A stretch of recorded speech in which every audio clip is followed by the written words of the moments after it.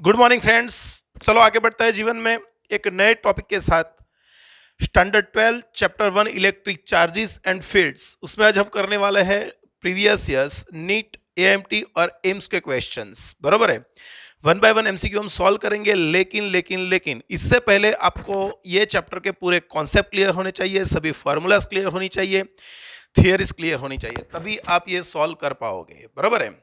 Lecture आप देखोगे तो उसका भी एक मेथड क्या है वो अब मैं आपको बता देता हूं कि जब भी आप नया क्वेश्चन डिस्प्ले करोगे, बरोबर है, तो स्क्रीन पे नया क्वेश्चन डिस्प्ले होगा, तो सबसे पहले तो आप वीडियो पॉज कर दो, वो क्वेश्चन पढ़ो, समझो और खुद सॉल्व करने का ट्राई करो।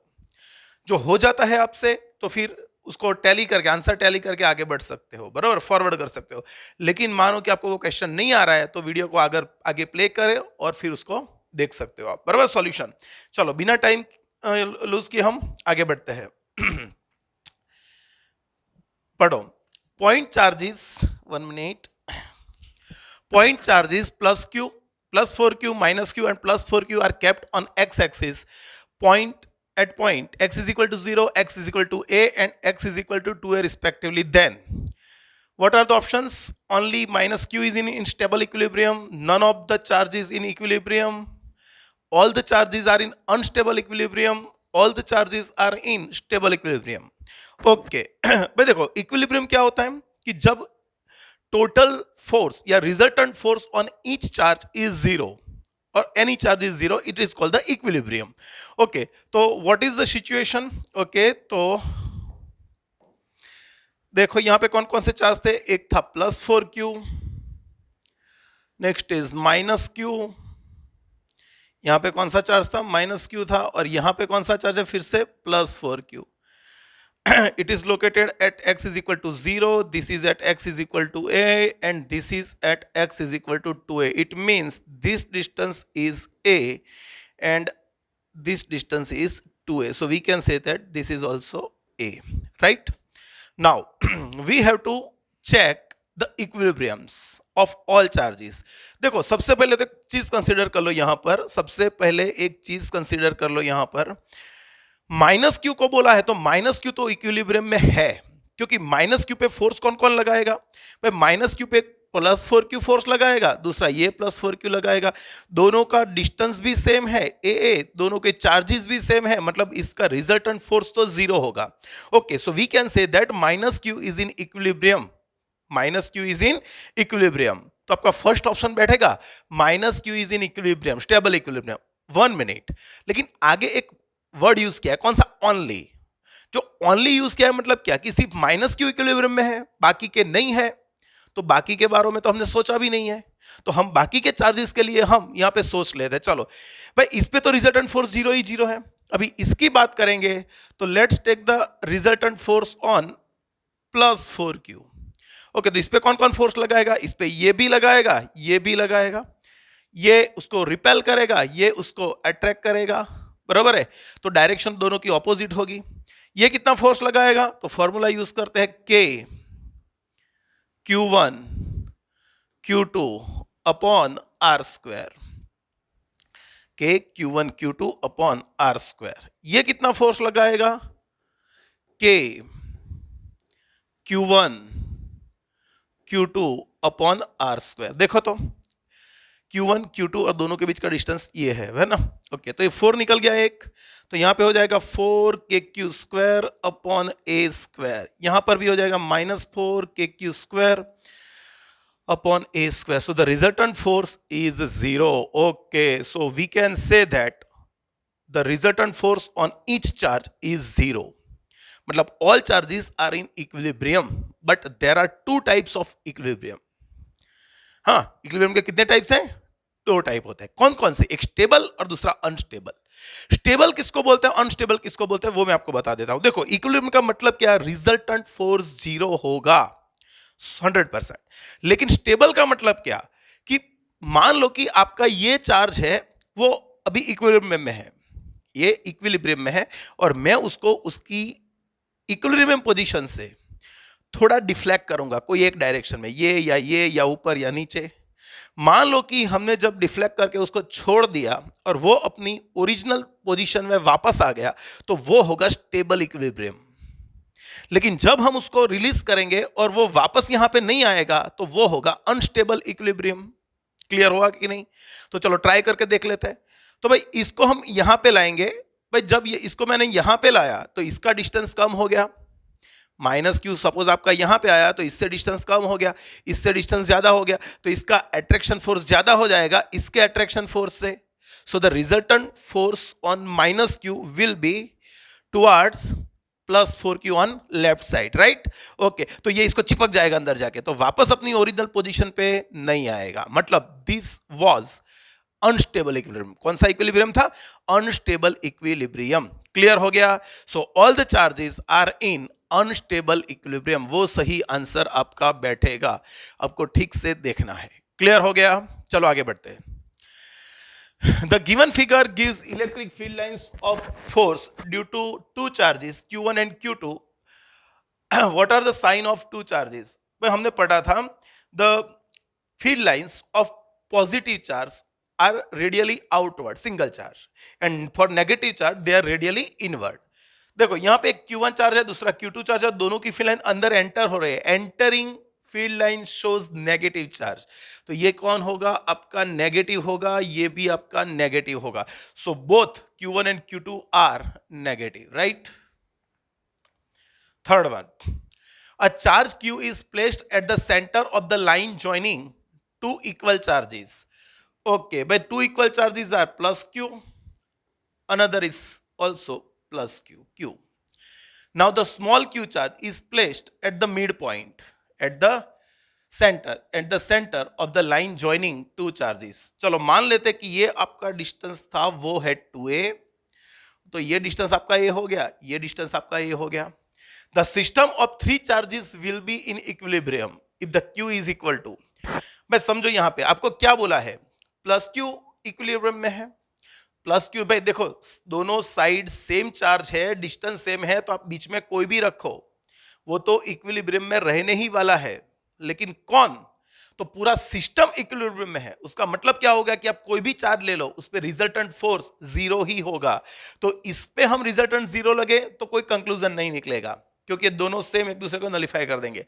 लेकिन हम जो आइदर साइड पे कोई भी चार्ज पकड़ के चलो, इस पे जो फोर्स लगेगा उसको हम जीरो बोल देंगे कि भाई इस पे कोई फोर्स, रिजल्टेंट फोर्स जीरो। तो इस पे फोर्स कौन कौन लगाएगा? इस पे एक फोर्स ये लगाएगा, एक फोर्स ये लगाएगा। ये कितना लगाएगा? के Q1 Q2 मतलब Q स्क्वायर हो गया अपॉन डिस्टेंस क्या हो गया? 2a स्क्वायर, प्लस ये कितना लगाएगा? K Q upon a square is equal to 0। Okay, so cancelling k q a square, so q by 4 is equal to minus q. So we can say that q is equal to minus q by 4. Is there any option? Yes in A, right? Clear हो गया? NEET 2013 में भी आ गया है। Fourth, two equal opposite charges of this value are placed at a distance, भाई आपका कौन है? डाइपोल का चार्ज है। Are placed at this much distance 2a, ये डाइपोल के दो चार्जेस के बीच का डिस्टेंस है। And are placed in electric field, ये आपका इलेक्ट्रिक फील्ड हो गया। The maximum torque on the dipole, we know that the torque on the dipole is given by P is sin theta या P cross E, but in a magnitude form it is P is sin theta. Now we have to find the maximum torque. So we know that the torque also depends on the angle between dipole moment and electric field. And for the maximum torque, we must take sin theta is equal to 1. तो इसको 1 ले लेंगे हम लोग। So Q की जगह P की जगह पे हम रख देंगे Q into 2a, और इलेक्ट्रिक फील्ड आपका E है। We have all the values. Q is 2 into 10 to minus 6. Distance between two charges 3 into 10 to minus 2, it is in centimeter. So converting into meter. E, electric field is given by 2 into 10 to 5, right? Okay, now 3 2 4 मतलब 4 3 are 12 into 10 to कितना हो जाएगा? -3 Newton metre. है कोई ऐसा answer? Yes, it is in C, right? Fifth, the electric field is in x direction. Okay, the electric charge of this value is displaced by this distance and it is displacement 2 meter on the line making angle of 60 degree. It is our theta with the electric field. Work done is 4 joule. Okay, so work done is given 4 joule. देखो ये question आप दो तरीके से गिन सकते हो. So work done is equal to change of kinetic energy, ऐसे चलेगा तो भी हो जाएगा. तो हमको डायरेक्ट फॉर्मूला भी पता है. Work done is equal to F d cos theta. And what is cos theta? Theta is a 60 degree. Okay, we know the formula. Work done is equal to FD cos theta. कौन से chapter में पढ़े थे? Chapter 6 11th standard में, right है. Okay, now substituting the value of force, we know that when the charge Q is placed in electric field of field intensity E, the force experienced by the charge is QE. Displacement is D and this is cos 60. Now we are given all values. What is the work? It is 4 joule. Where is the charge? Charge is 0.2 coulomb. We have to find the electric field. Displacement is 2 meter and cos 60. We know the value 2. Cancelling 2. So E is equal to 4 by 0.2. 40 by 2. It is 20 Newton per coulomb. Right? तो answer आपका क्या आ जाएगा?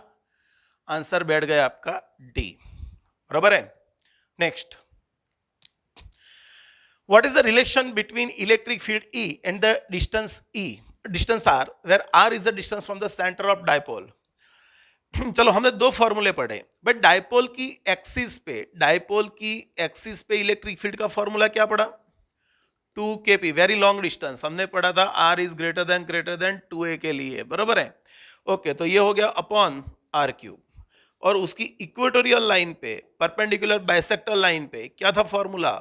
Kp upon r cube. So we know that E is proportional to 1 upon r cube. For the dipole, in the electric field of electric dipole, field intensity is inversely proportional to the cube of distance. Right? Next. अरे ये क्या हो रहा है? Okay. A point charge Q is placed at the center of cube of side L. What is the total electric flux coming out of the cube? Simple चीज है भाई, याद करो. मैंने देसी डेफिनेशन लिखाई थी, देसी डेफिनेशन लिखाई थी. क्या लिखाई थी? But देसी definition is the number of field lines associated with the given surface is called the flux, right? तो यहां पर क्या बोला है? A point charge Q is placed at the center. भाई यहां पे चार्ज रखा है Q and we have to calculate the electric flux. Oh, ये तो एकदम इजी है, using Gauss equation. भाई Gauss equation क्या है? Phi is equal to Q by epsilon naught when Q is equal to enclosed charge. enclosed charge मतलब जो surface आपने कंसिडर की है उसके अंदर कितना चार्ज एंक्लोज होता है वो हमको कंसिडर करना पड़ेगा. तो आपका जो क्यूबिकल सरफेस है उसके अंदर का टोटल चार्ज क्या है? Q. और Q चार्ज है तो हम यहाँ पे Q ही रखेंगे, तो Q upon epsilon not. This is the total flux coming out of the cube. So answer is Q by epsilon naught. 8. An electric dipole consists of two equal and opposite charges separated by we know that dipole is formed by two equal and opposite charges separated by definite distance. What a definite distance? But it is greater than 0 and less than infinite. So we can define it. Okay, so definite distance हमको लेना पड़ेगा. तो देखो definite distance की कोई particular value नहीं होती. Large distance भी हो सकता है, स्मॉल डिस्टेंस भी हो सकता है. तो ये थोड़ा कंफ्यूजन है. लॉन्ग डिस्टेंस भी चलेगा, शॉर्ट भी चलेगा. लेकिन हम जो जनरल एप्लीकेशंस में जो चार्ज यूज कर रहे हैं उसकी वैल्यू काफी कम होती है. और जो चार्जेस कम होंगे तो उसके बीच का डिस्टेंस भी हमको काफी कम लेना पड़ेगा.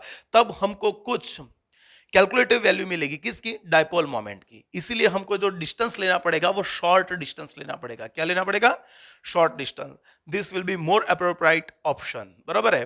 बाकी के सारे है ये भी चल सकता है, लेकिन ये बहुत बड़े चार्जेस होंगे और जनरल प्रैक्टिस में हम जो भी चार्जेस लेंगे उसकी मैग्नीट्यूड काफी छोटा होगा, इसलिए डिस्टेंस भी हमको काफी छोटा चाहिए. Ninth, a hollow insulated conduction sphere is given a positive charge of 10 microcoulomb. What will be the electric field at the center of the sphere if its radius is 2 meter? चलो हमने पढ़ा था भाई एक होलोस्फीयर है, होलोस्फीयर मतलब शेल ले लेते हैं इसको भाई, इस पे चार्ज कहां पर है, इसकी सरफेस पे है, यहां पे चार्ज, तो इसके आउटर पॉइंट के लिए भाई, आउटर पॉइंट के लिए तो E is proportional to 1/r square, and we know that for outer point entire charge of the sphere can be considered on the centre of the sphere, right, but for shell it is zero electric field in inner point, तो surface से अंदर, centre से लेकर surface का कोई भी point पकड़ लो, वहां पे इलेक्ट्रिक फील्ड ऑलवेज क्या होगा, जीरो होगा। तो भले उसकी रेडियस 2 मीटर है, लेकिन सेंटर पे या अंदर का कोई भी पॉइंट बोलेंगे भाई, कहां पर सेंटर पे बोला है आपको, या तो डिस्टेंस आपको बोला है 1 मीटर पे बोला है या 1.5 मीटर के बोला है, तो ये सभी जगह पे आपका इलेक्ट्रिक फील्ड क्या होगा, जीरो ही होगा, राइट। तो आंसर आपका आएगा जीरो, पक्का। हाँ, जो आउटर पॉइंट है तो आपको चार्ज, जो शेल है उसका पूरा चार्ज आपको उसके सेंटर पे कंसीडर कर लेना है, राइट। मान लो कि कोई डिस्टेंस आपको बोला है, कौन सा बोला है आपको, suppose for r is equal to 3 metre, इसके लिए बोला है, तो फिर तो ये तो बाहर का पॉइंट हो गया 3 मीटर पे यहाँ पे, तो इसके लिए तो आप डायरेक्ट फॉर्मूला यूज कर सकते हो KQ by r square. So we know that 9 into 10⁻⁹ charge is given 10 microcoulomb. देखो चार्ज आपका 10 माइक्रोकूलम दिया है और डिस्टेंस आपका 3 का स्क्वायर है, तो ये निकल गया, तो आपका जो भी आएगा वो आंसर। लेकिन वो आउटर पॉइंट के लिए, इनर पॉइंट के लिए तो इलेक्ट्रिक फील्ड क्या होगा, जीरो। हमने उसका ग्राफ भी प्लॉट किया था, up to inner point, up to when, up to distance capital R, it's radius, electric field remains zero, then it is increases on the surface as maximum, and then it is decreases with 1/r square, right। तो ये graph भी आपको clear होना चाहिए। Next, a particle of mass m and charge q is placed at a rest in uniform electric field E and then released. The kinetic energy attained by the particle after moving a distance y is, okay, again kinetic energy find करनी है, तो we know that kinetic energy is equal to 1/2 mv square, so we can calculate velocity। देखो दो तरीके बताता हूं आपको, direct straight forward कैसे सोचना है वो भी हम सोच सकते हैं यहाँ पे। ओके, तो हमको सबसे पहले क्या चाहिए, वेलोसिटी चाहिए। हमको पता है कि जो कोई यूनिफॉर्म एक्सेलरेशन है तो उसका डिस्प्लेसमेंट होगा d is equal to v square minus v0 square upon 2a। हमने उसको रेस्ट पे रखा था, मतलब इनिशियल वेलोसिटी मैंने जीरो ले ली, v is the final velocity after covering d distance with the acceleration a, and we know that now by distance covered is y, velocity final is v square, but 2, what is acceleration, we know that when the charge q is placed in electric field of mass m, then the acceleration is given by qe by m। acceleration का formula याद आना चाहिए आपको, q charge को e जितने electric field में रखोगे तो उसका एक्सेलरेशन होगा qe by m। qe को सामने ले आएंगे तो ये हो गया qey is equal to m, ऊपर चला जाएगा तो ये हो गया 1/2 mv square. Okay, so we got the answer, this is the kinetic energy final, right. तो एक आंसर आपका ये बैठ गया, बराबर है। लेकिन थोड़ा हट के सोचते हैं, हर एक बार नहीं। देखो जब भी आपको वर्क काइनेटिक एनर्जी का चेंज आए तो आप वर्क या काइनेटिक एनर्जी की मतलब समझो, आप कभी वर्क मांगा है तो आप काइनेटिक एनर्जी के चेंज के बारे में सोच सकते हो, और काइनेटिक एनर्जी का चेंज मांगा है आपको तो आप वर्क के बारे में सोच सकते हो, because as per energy work energy theorem we know that work done is equal to change of kinetic energy, है ना। Okay, so what is a work done, work done is equal to force into displacement, force into displacement। Now what is the force, when the q charge is placed in an electric field then the force is qe and it is covering y distance, so the work done is equal to qey। we got the answer and it is our the final kinetic energy because initial kinetic energy was zero, right। तो आप kinetic energy के change के बारे में भी सोच सकते हो यहाँ पे। next, a point q lies on the perpendicular bisector of an electric dipole of dipole moment p. If the distance of q from the dipole is r much larger, it means it is greater than 2a, size of the dipole, then the electric field at q is proportional to, but we know that at any point E is proportional to 1 upon r square, but on a perpendicular bisector it means it is on equatorial line. Equatorial line पे formula क्या है? Minus kp upon r cube at very large distance. Okay, so we can say that E is proportional to P and proportional to r cube. So P की 1 power और r की -3 power, right है? 12. When air is replaced by a dielectric medium of constant K, the maximum force of attraction between two charges separated by the same distance. अरे हमने पढ़ा है भाई, initially जब एयर था या वैक्यूम ले लो, तो यहां पर फॉर्मूला क्या था फोर्स का? 1/4 epsilon not Q1 Q2 upon r square. This was in air. Now we have replaced air by any medium whose dielectric constant is K. And if the permittivity of medium is epsilon, so we can write this equation again, 4 pi epsilon Q1 Q2 upon r square. But we know the value of K dielectric constant. K is equal to ratio of epsilon upon epsilon naught. So epsilon is equal to what? K epsilon naught. So we can replace epsilon by K epsilon naught. 1/4 pi epsilon naught K Q1 Q2 upon r square. इसको भूल जाओ. जो ये नहीं होगा तो ये कौन है? This was the force in a air. So this will be F air upon K. तो एयर में दो चार्जेस के बीच पे कुछ डिस्टेंस पे F फोर्स लग रहा था, जो आपने एयर को रिप्लेस कर दिया कोई K डाइलेक्ट्रिक वाले मीडियम से, तो आपका फोर्स केथ पार्ट का हो जाएगा. तो कहां पर है?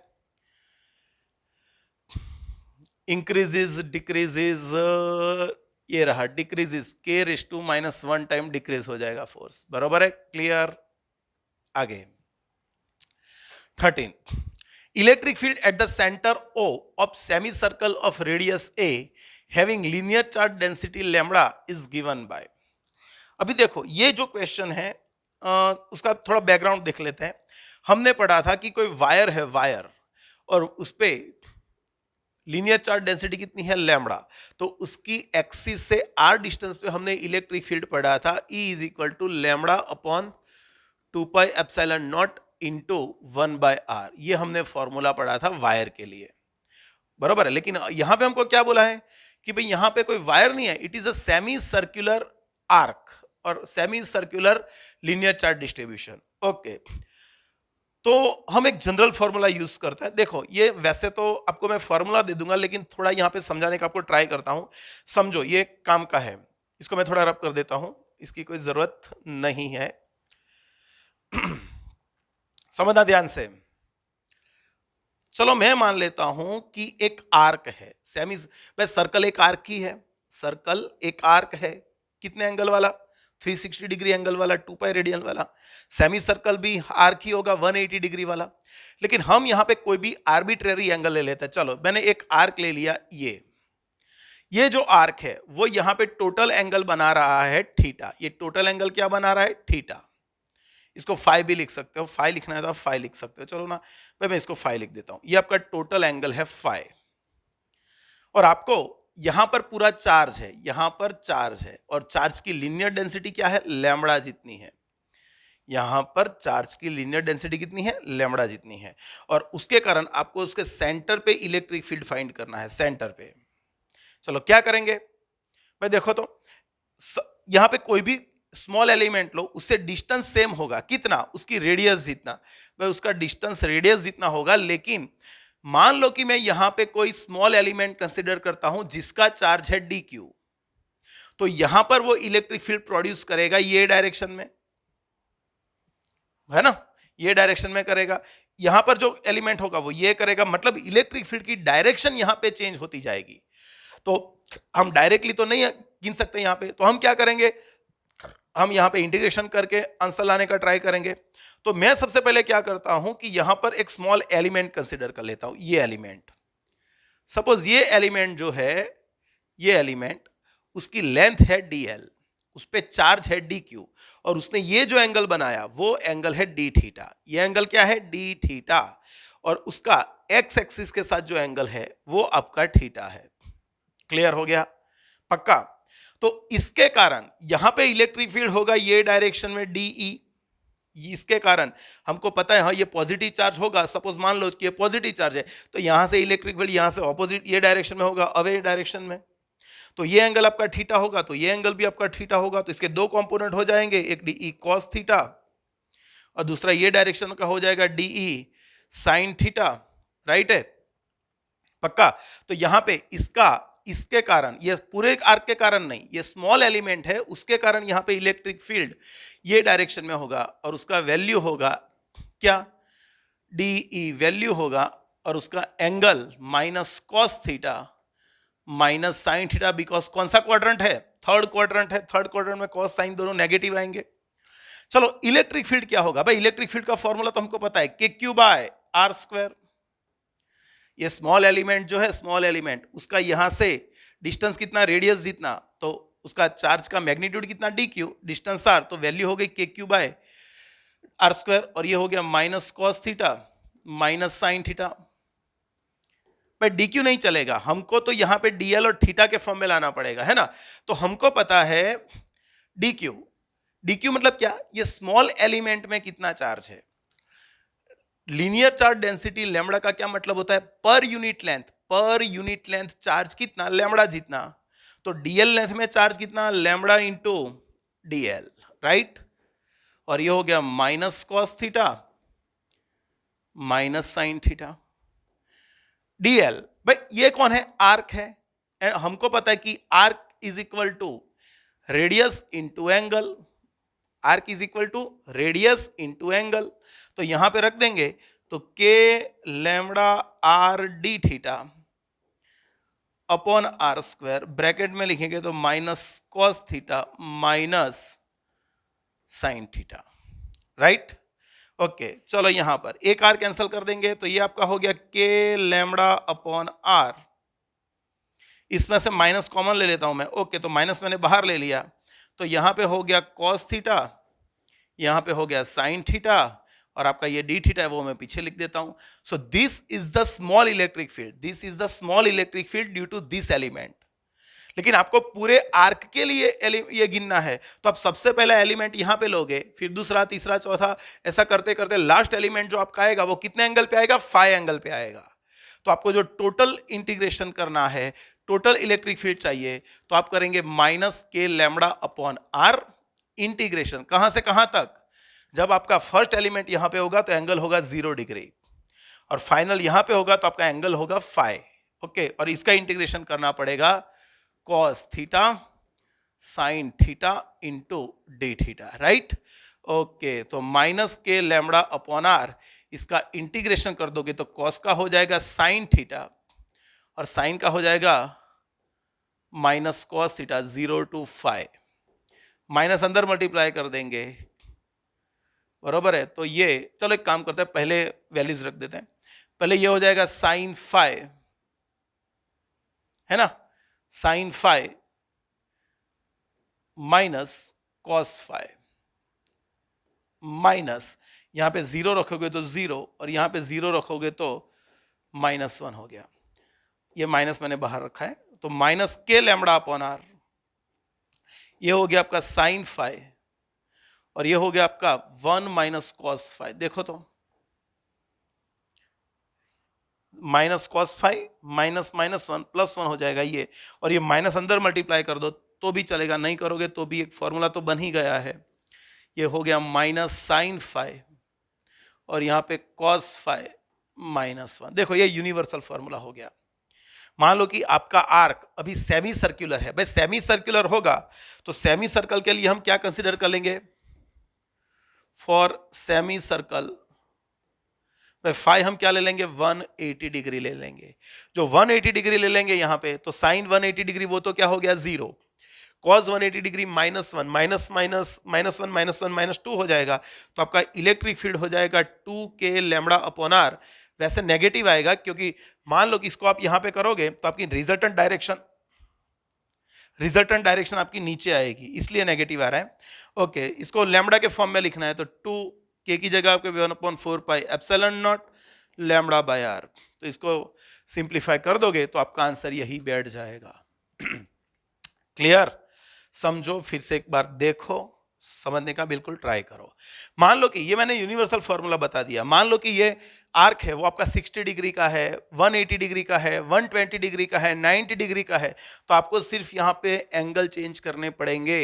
जो एंगल चेंज कर लोगे तो आपको उसकी डायरेक्शन के साथ मिल जाएगा, बरोबर है। लेकिन देखना, इनिशियल उसका जो स्टार्टिंग पॉइंट है वो एक्स एक्सिस से होना चाहिए।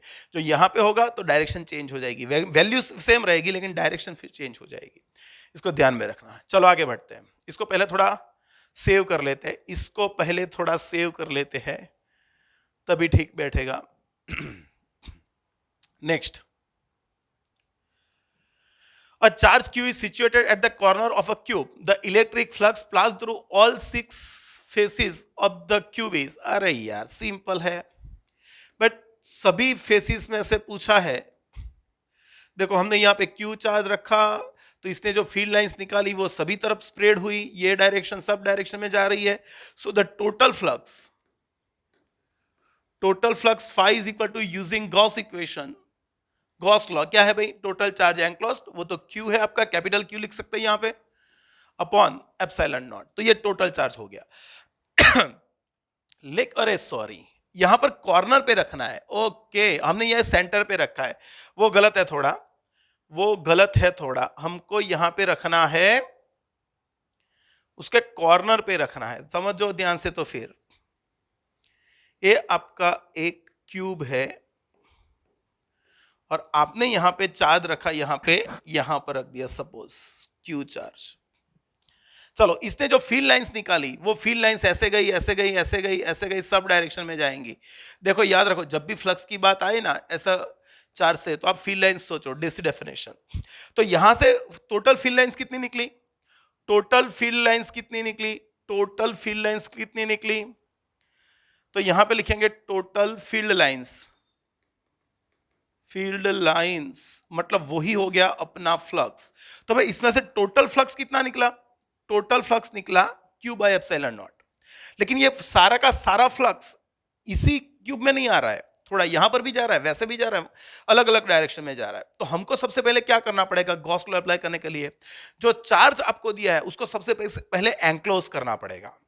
तो ये चार्ज को एंक्लोज करने के लिए हमको और कितने क्यूब चाहिए, तो देखो मैं बताता हूं यहां पे कि भाई इसके बाजू में एक और रख दो, ये जो है आपका, उसके बाजू में एक रख दो, फिर उसके साइड में एक रखो, इसके यहां पर एक रख दो आप, ये भी एक हो गया। तो देखो 1 2 3 4, ये 4 क्यूब है, 1 2 3 4, और वो 4 क्यूब से मैंने इसको एंक्लोज करने का ट्राई किया, लेकिन अभी भी वो नीचे से खुला है। तो जैसे 4 क्यूब्स ऊपर है वैसे ही 4 क्यूब नीचे आ जाएंगे यहां पर। तो इसको कवर करने के लिए, to cover charge Q at corner, we need 8 cubes. पता चला? तो समझो कितने चाहिए, 8 क्यूब्स चाहिए। तो जो भी फ्लक्स निकला, फील्ड लाइंस निकली, वो कितने में डिवाइड होगा, 8 क्यूब में डिवाइड होगा। So for each cube flux is, भाई एक में कितना आएगा, तो एक का फ्लक्स आएगा जो टोटल है उसका 8 पार्ट का, तो आपका Q हो गया अपॉन 8 एप्सिलॉन नॉट। क्लियर है? आना चाहिए। क्लास की जो नोट्स है उसमें मैंने सेंटर पे भी रखा है, साइड के फेस के सेंटर में भी रखा है, जो उसकी एज है उसके सेंटर पे भी रखा है। तो ऐसे मैंने अलग अलग जो ऑप्शंस है वो आपको दिए थे वहां पे, बराबर है। तो एक बार वो रिफर कर लेना।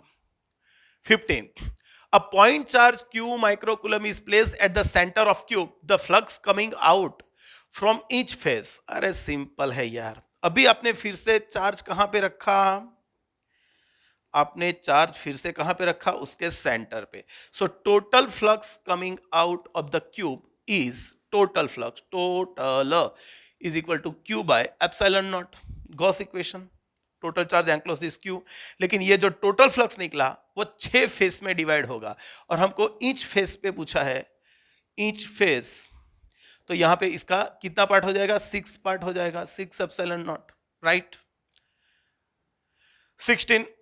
The electric intensity due to a dipole of length 10 centimeter having a charge 500 microcoulomb at point on the axis at 20 centimeter from one of the charges in air is. अरे हाँ, एक चार्ज से distance पूछा है ना. Okay चलो मान लेते हैं कि ये कोई चार्ज है माइनस क्यू, यहां पर एक चार्ज है प्लस क्यू, ये उसका मिड पॉइंट है और ये डाइपोल की लेंथ है 10 सेंटीमीटर. ओके यहां की लेंथ है 10 सेंटीमीटर, तो ये हो गया 5 सेंटीमीटर, ये भी हो गया 5 centimetre. Charge on each point is 500 microcoulomb, right. तो हमको क्या गिनना है? The intensity at 20 centimetre from one of charges in air. मतलब यहां से 20 सेंटीमीटर ले लो उसकी एक्सिस पे है ना, तो यहां पर 20 सेंटीमीटर ले लो और यहां पर कोई पॉइंट P है, वहां पे मुझको इलेक्ट्रिक फील्ड फाइंड करना है. सिंपल है भाई, मैंने आपको पढ़ाया total electric field is a vector sum of all electric fields. मतलब जितने इलेक्ट्रिक फील्ड्स पॉसिबल है सबका वेक्टर सम करना है. तो here there are two charges plus Q and minus Q, plus Q and minus Q, they produce two electric fields of plus Q and minus Q. So हमको यहाँ पे resultant electric field चाहिए, तो जो plus का होगा minus जो negative होगा, मतलब इसका इलेक्ट्रिक फील्ड यहां से ये डायरेक्शन में मिलेगा, ये आपका ई प्लस हो गया, और इसका इलेक्ट्रिक फील्ड आपको ऑपोजिट डायरेक्शन में मिलेगा नेगेटिव का. चलो तो इलेक्ट्रिक फील्ड का फॉर्मूला तो हमने पढ़ा है, E is equal to formula क्या, K Q by are square. Small r लिख देते हैं यहाँ पे स्मॉल आर लिख देते हैं, राइट. चलो तो यहां से ये डिस्टेंस कितना है 20 सेंटीमीटर, तो इलेक्ट्रिक फील्ड लिखेंगे K Q upon r one square. मतलब 20 लिख ही देता हूं मैं यहां पे 20 लिख ही देता हूं तो आपको पता चले, क्योंकि ये डिस्टेंस है आपका 0.2 का स्क्वायर.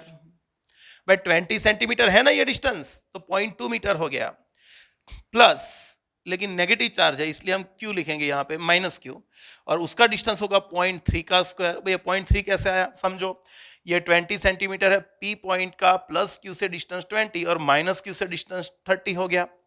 चलो इसको बाहर ले लेंगे तो ये हो गया के Q, यहाँ पे हो जाएगा 1/0.04 माइनस 1/0.09 हो गया ये. चलो वैल्यू रखते हैं, ये हो गया 9 इंटू 10⁹9, ये हो जाएगा 500 माइक्रोकूलम. देखो उसका चार्ज आपको दिया है 500 माइक्रोकूलम, तो 5 इंटू 10⁻⁴ हो गया. और यहां पे लिखेंगे तो ये हो जाएगा, ये क्या हो जाएगा, इसमें से 100 ऊपर कर लेता हूं ऊपर, तो 100 तो ऊपर हो गया, तो उसको मैं कॉमन ले सकता हूं, या तो नीचे काम करता हूं मैं 0.01 बाहर ले लेता हूं, तो यहां पे हो जाएगा 1/4 माइनस 1/9. कैलकुलेटर यूज नहीं करना है, ये 10⁻² ऊपर चला जाएगा, ये हो गया आपका 45, 9 5 जा 45, ये ऊपर चला 11 और ये 10⁻7 हो गया, इंटू 9 माइनस 4 5/36, 5/36 मैंने एलसीएम ले लिया, तो 9 5 जा 9 4 जा 25/4 इंटू 10⁻7, 20/4 वो हो गया 6.25 इंटू 10⁻7. है कोई ऐसा आंसर? 6.25 इंटू 10⁻7 बराबर है, तो आपका आंसर आएगा ए. 17. A dipole of dipole moment P is placed in uniform electric field E, then the torque acting on it is given by. But torque का फॉर्मूला तो वो हमको पता है, torque is equal to P cross E, एकदम easy है, पढ़े हम लोग. An electron is moving around the nucleus of hydrogen atom in an circular orbit of radius r. The Coulomb force F between the two is. भाई मान लो कि ये hydrogen atom है, हमको पता है उसके सेंटर पे कौन है, न्यूक्लियस में सिर्फ प्रोटॉन है और प्रोटॉन का चार्ज है प्लस ई. यहाँ पे रेडियस जितने डिस्टेंस पे यहाँ पे कौन है, इलेक्ट्रॉन है जिसका चार्ज है माइनस ई. तो फोर्स का फॉर्मूला तो हम पढ़े थे K Q1 Q2 upon r square, और आर की डायरेक्शन रेडियल की डायरेक्शन का यूनिट वेक्टर पढ़े थे फॉर्मूला.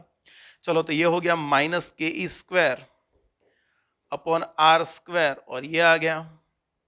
देखो तो यहाँ पर यूनिट वेक्टर तो दिख नहीं रहा है, तो हमको एक काम करना पड़ेगा, जो यूनिट वेक्टर है उसको रिप्लेस करना पड़ेगा वेक्टर से. तो वेक्टर अपॉन आर, तो इसको सिंप्लीफाई करोगे तो आपका आंसर ये बैठ जाएगा D, right right. Next 19, a charge q is located at the center of cube, the electric flux through any phase, अरे वही चीज है। Where was the charge? It is at the center. It was at the center. Okay, तो total flux क्या हो गया? Total flux हो गया q by epsilon naught. So the total field lines emerges out from the cube is q upon epsilon. But through any phase, we know there are 6 phases in a cube. So this flux will be equally divided between these 6. So the flux for each face is Q by 6 epsilon naught, लेकिन ऐसा तो answer ही नहीं है।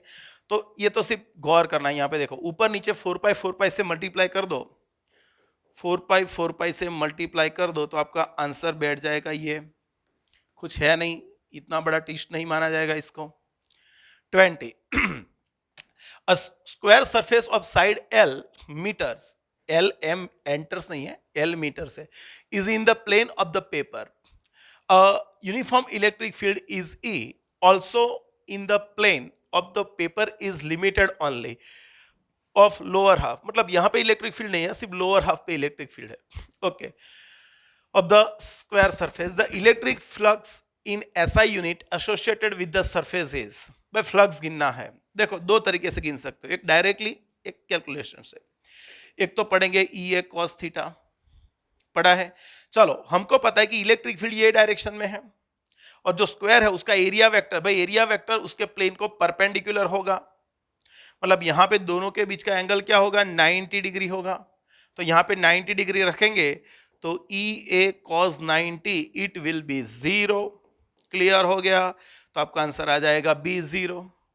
लेकिन मान लो कि आपको total net flux पूछा है तो भी आपको आना चाहिए जितनी फील्ड लाइंस अंदर एंटर हो रही है उतनी फील्ड लाइंस बाहर निकल रही है, मतलब net flux is 0। Net flix नहीं, नेट फ्लक्स इज 0। क्लियर हो गया?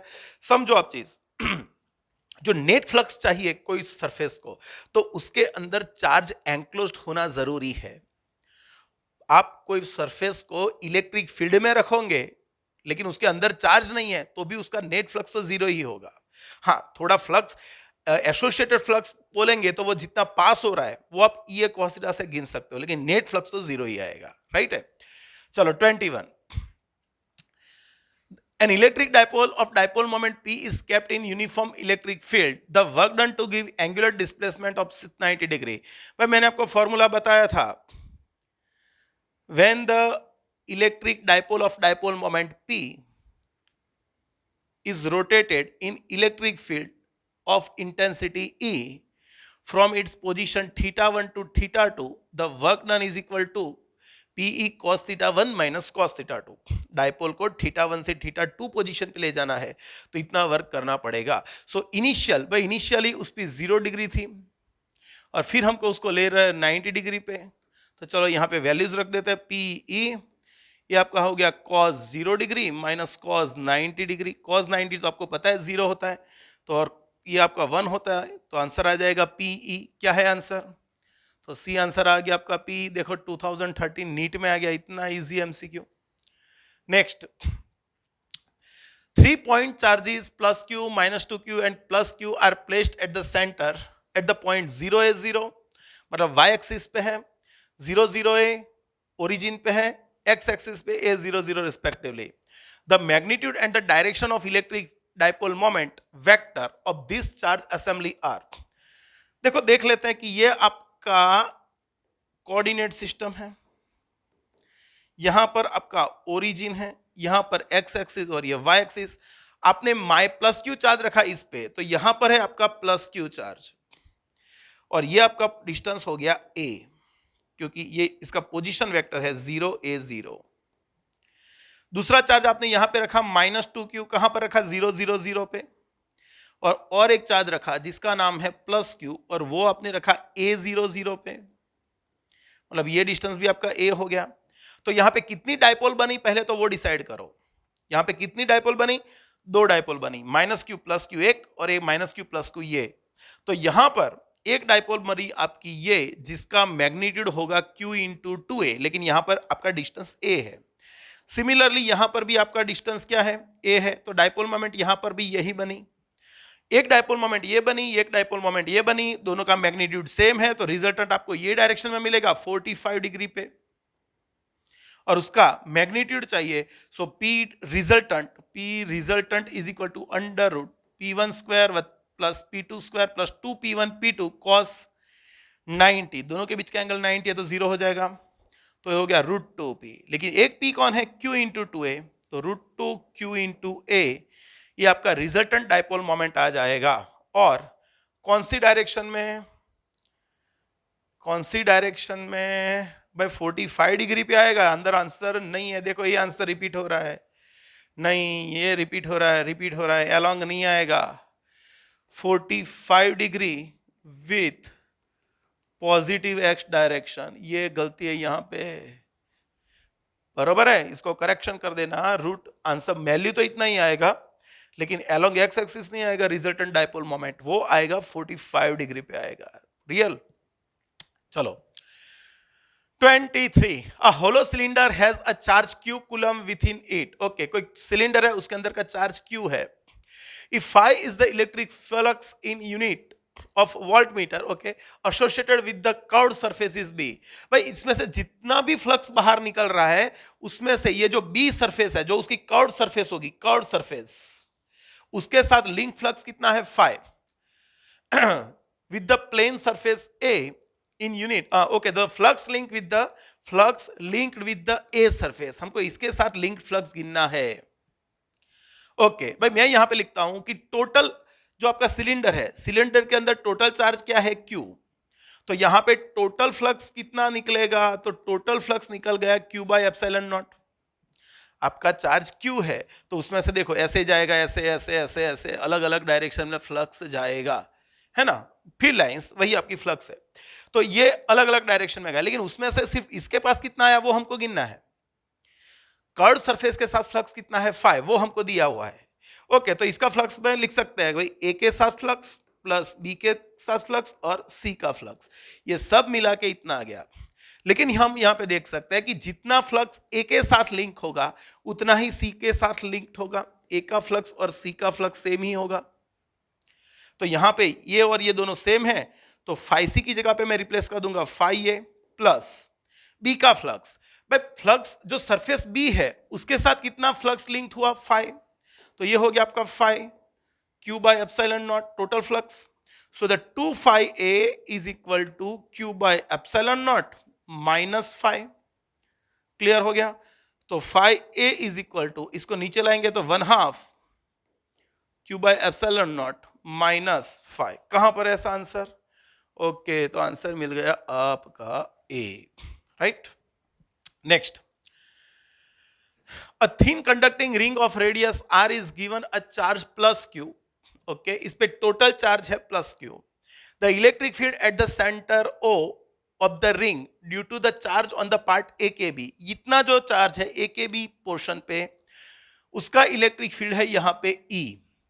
the electric field at the center due to the charge on the part ACDB, इसके कारण यहां पे कितना होगा वो गिनना है विद द डायरेक्शन। ओके, देखो यहां पे समझते हैं इसको। ये है आपका रिंग, भाई इस पे टोटल चार्ज जो भी हो उसकी चिंता मत करो, लेकिन मानो कि चार्ज यूनिफॉर्मली डिस्ट्रीब्यूटेड है, तो ये जो भी चार्ज है टोटल, उसका यहां पे सेंटर पे, बस सेंटर पे रिजल्टेंट फील्ड हो जाएगा 0। सेंटर पे रिजल्टेंट फील्ड क्या हो जाएगा, 0 हो जाएगा। डायरेक्शन के साथ लिखता हूं, तो रिजल्टेंट फील्ड यहां पे 0 हो जाएगा। मान लो कि आपकी रिंग है और रिंग पे टोटल चार्ज है Q, तो ये यूनिफॉर्मली डिस्ट्रीब्यूटेड होगा, तो ये चार्ज के कारण सेंटर पे इलेक्ट्रिक फील्ड हो जाएगा 0। ओके, यहां पे मैं लिख देता हूं थोड़ा, इसका नाम है A, इसका नाम है B, इसका नाम है K, ये है ACDB। Okay, so let's divide ring into 2 parts, one is AKB and second is ACDB। तो एक ये फील्ड प्रोड्यूस करेगा ये डायरेक्शन में, एक ये फील्ड प्रोड्यूस करेगा ये डायरेक्शन में, है ना, एक ये प्रोड्यूस करेगा, एक ये प्रोड्यूस करेगा।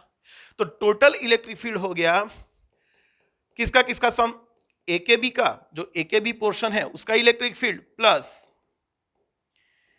ACDB इलेक्ट्रिक फील्ड उसका सम, और ये दोनों का सम क्या हो गया, 0 हो गया। पक्का? चलो ये देखते हैं यहां पे इसका इलेक्ट्रिक फील्ड कितना है भाई। इसका इलेक्ट्रिक फील्ड तो क्या है, E जितना है,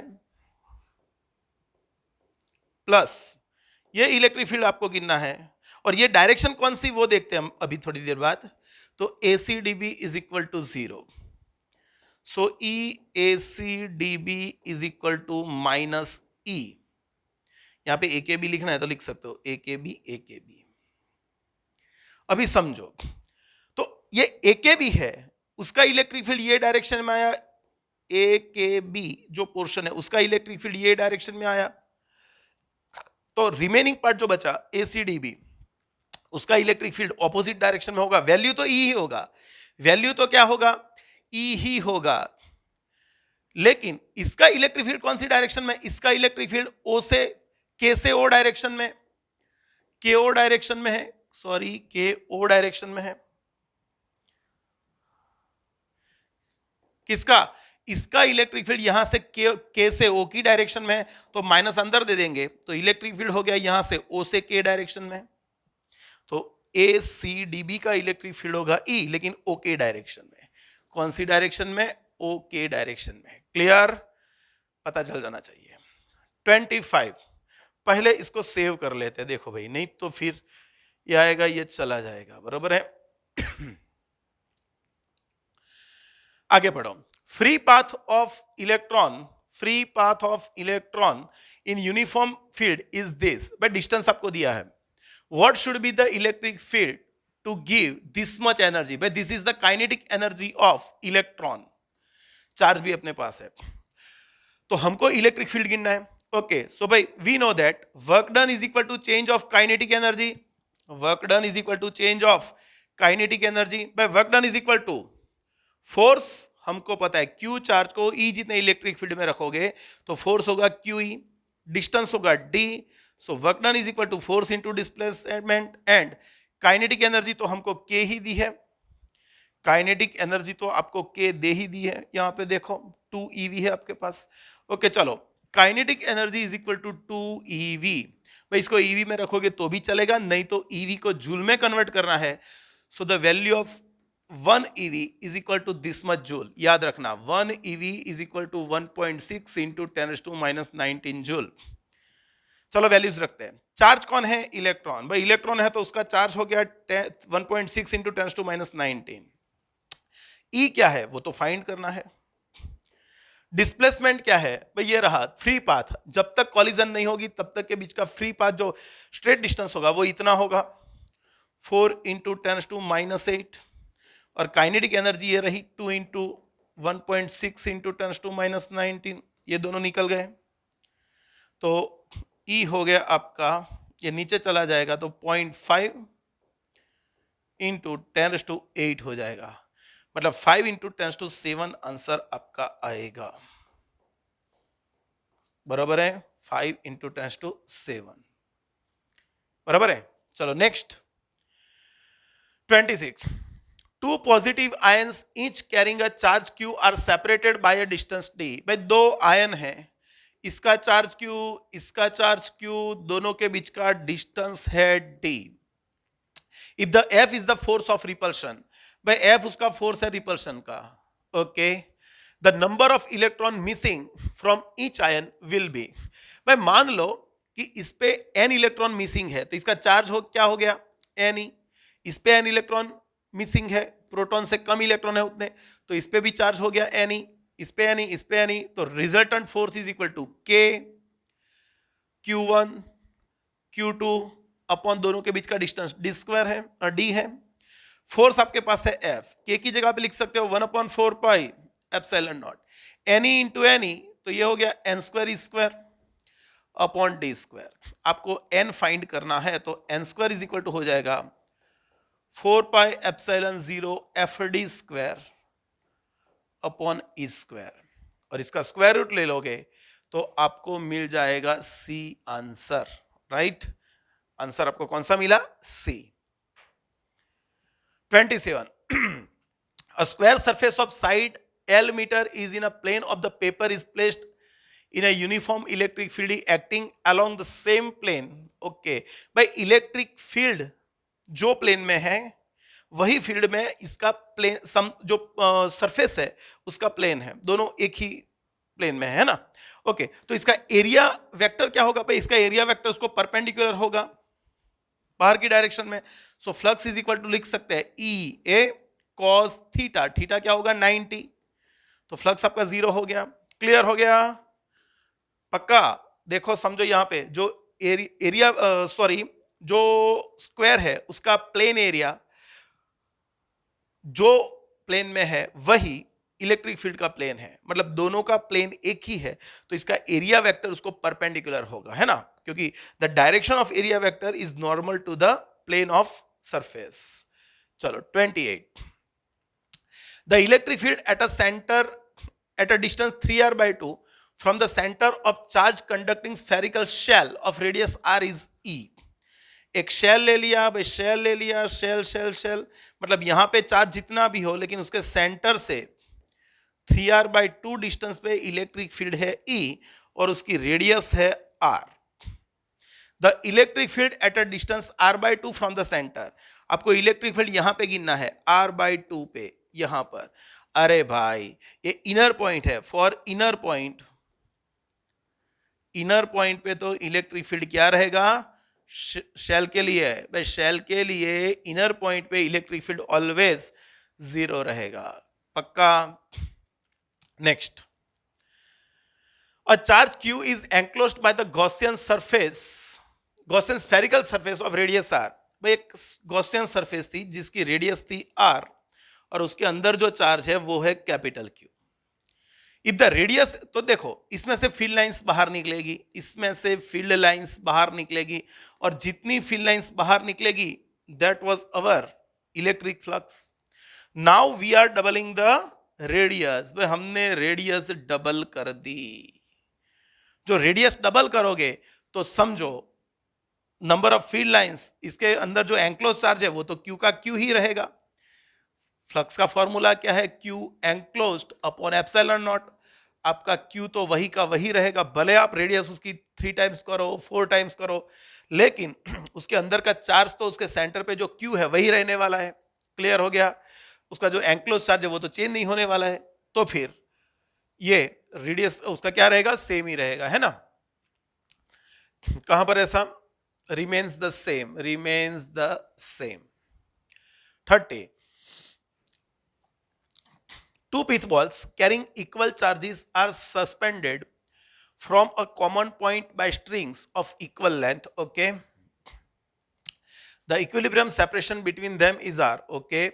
Now the string are rigidly clamped at the half of the height. Okay. ये पहले y थी, अभी ये distance y/2 है. The equilibrium separation between the balls now becomes, बस समझना ध्यान से, पहले दो चार्जेस थे, दो स्फीयर पे दो चार्जेस थे, उसको आपने ऐसे सस्पेंड किया और छोड़ दिया, तो रिपल्शन के कारण दूर गए और दोनों स्ट्रिंग जो है वो ऐसे सेट हो गई. चलो मान लेते हैं कि ये जो एंगल बना वो आपका थीटा है और यहां पे कोई एक स्फीयर है, उस पर फोर्स कंसीडर करते हैं. इस पे एक फोर्स लगेगा, कौन सा? उसका खुद का वेट. दूसरा, इस पे चार्ज Q मान लो, इस पे चार्ज Q मान लो, तो इस पे इसका क्या लगेगा? Repulsive force kq²/r². इस पे इसका या इस पे इसका रिपल्सिव फोर्स ये डायरेक्शन में लगेगा, इसका वेट ऐसे लगेगा और जो स्ट्रिंग है उसका टेंशन लगेगा. और ये एंगल मैंने थीटा बोला है तो ऑब्वियसली ये एंगल भी आपका थीटा ही हो जाएगा. ये z पड़ रहा है ना, तो ये थीटा, तो ये भी z थीटा पड़ रहा है, तो इसका दो कंपोनेंट ले लेंगे, तो ये हो जाएगा आपका t cos थीटा और ये हो जाएगा t sin थीटा, और ये जो आपकी हाइट है वो है आपकी y. तो और ये जो आपका डिस्टेंस बनेगा ये डिस्टेंस हाफ होगा आपका r/2. तो चलो from figure A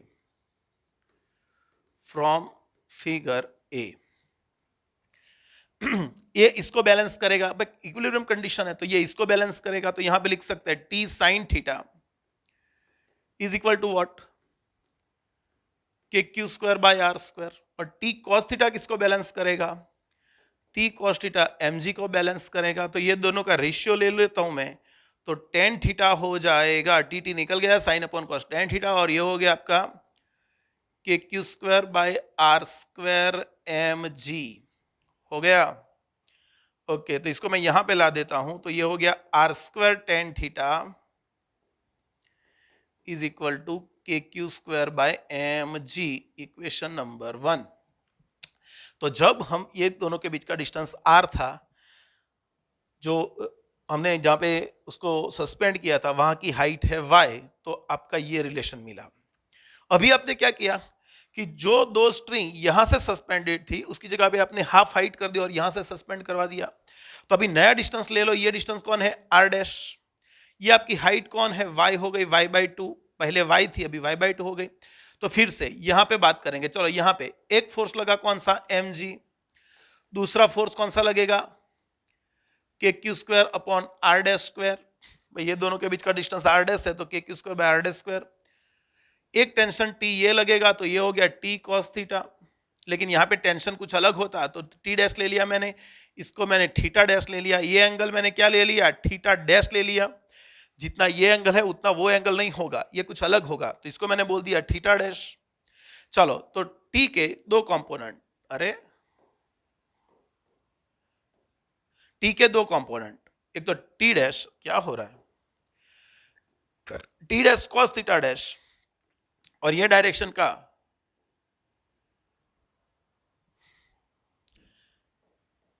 T dash sine theta dash.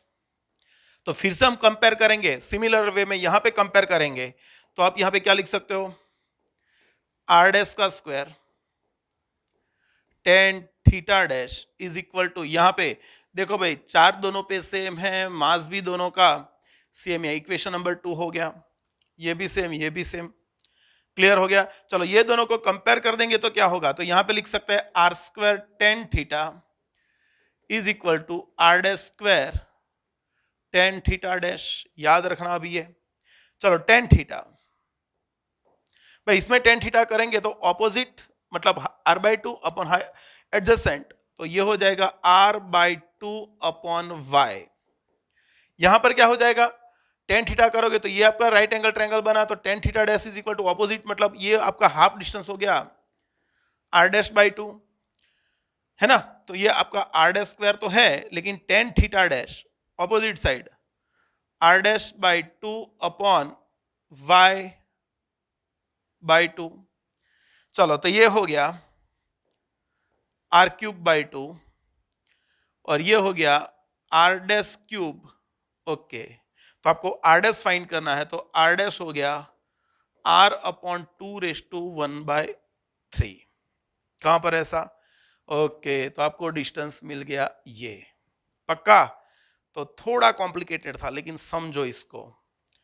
Next 31 the electric field in a certain region is acting radially outward and is given by E is equal to AR. A charge contained in a sphere of radius A centered at the origin of the field will be, अरे यार ये तो spherical surface है, यहाँ पे कोई charge कितना है वो मुझको पता नहीं है, लेकिन मुझको एक चीज पता है कि ये जितना भी चार्ज है उसके कारण फ्लक्स होगा Q/ε0। और फ्लक्स फाइंड करने का एक और भी तरीका है, E/A cos थीटा, थीटा हम 0 ले लेंगे क्योंकि इलेक्ट्रिक फील्ड होता है वो रेडियली आउटवर्ड होता है, और यहां पे मैं कोई सरफेस एरिया कंसीडर करूंगा तो उसका एरिया वेक्टर भी यही डायरेक्शन में होगा, तो आपका थीटा 0 बन जाएगा यहां पे। ओके, तो चार्ज आपका क्या हो गया, Q/ε0।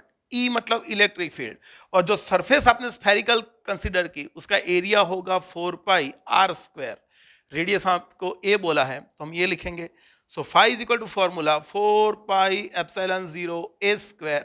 ई कहां पर है ऐसा आंसर, ओके, एक ही जगह पे ए आर लिखना है, ओके ओके ओके ओके, ई की जगह पे ए आर लिखना पड़ेगा ना, ए तो है अपना एरिया लेकिन ई नहीं है, तो यहां पे 4πε0 a², और ये आपका दिया है ए आर, मतलब a इंटू ए हो जाएगा स्मॉल ए, तो 4πε0 a इंटू ए क्यू। कहां पर है? सी आंसर आपका सेट हो गया। 32 two identical charged spheres suspended from a common point by two massless strings of length L are initially at a distance d. D is very small compared to length of strings apart because of their mutual repulsion. The charges begin to leak from both the spheres at constant rate. As a result, the spheres approaches each other with velocity v. Okay, when then v varies as a function of the distance x between the sphere s. Okay भाई, ये समझाना है। समझो क्या है, दो sphere पहले बहुत दूर थे, दो स्फीयर पहले बहुत दूर थे।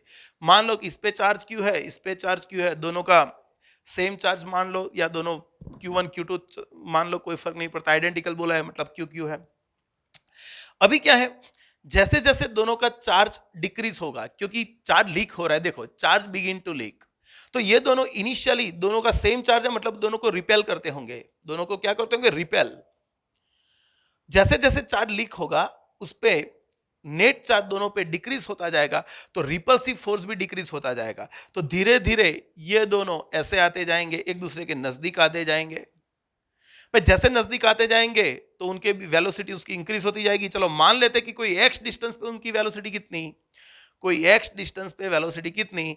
देखो भाई, वैसे मैं उसको थोड़ा लंबा भी गिन सकते हैं, लेकिन हमको यहाँ पे सिर्फ प्रोपोर्शन से काम है, तो मैं तो सिर्फ यही बात करूंगा कि change of potential is equal to change of kinetic.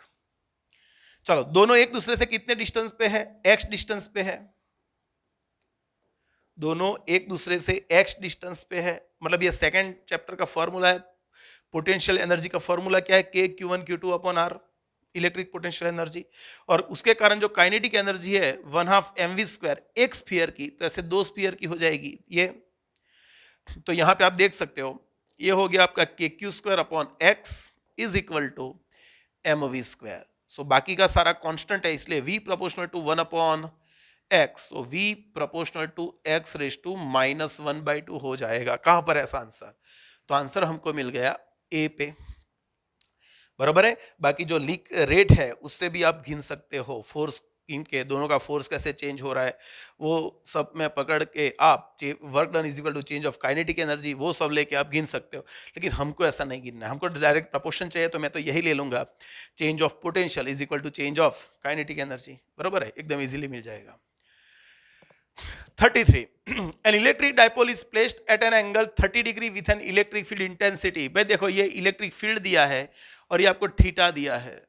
It experiences the torque is equal to 4 Newton meter। The charge on the dipole if the length of dipole is 2a। भाई डाइपोल की length दी है।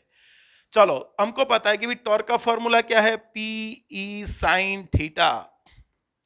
P dipole को electric field में रखेंगे तो dipole torque का formula क्या है? Pe sin theta. Torque P की जगह पे हम लिख सकते हैं Q इंटू 2a हो जाएगा।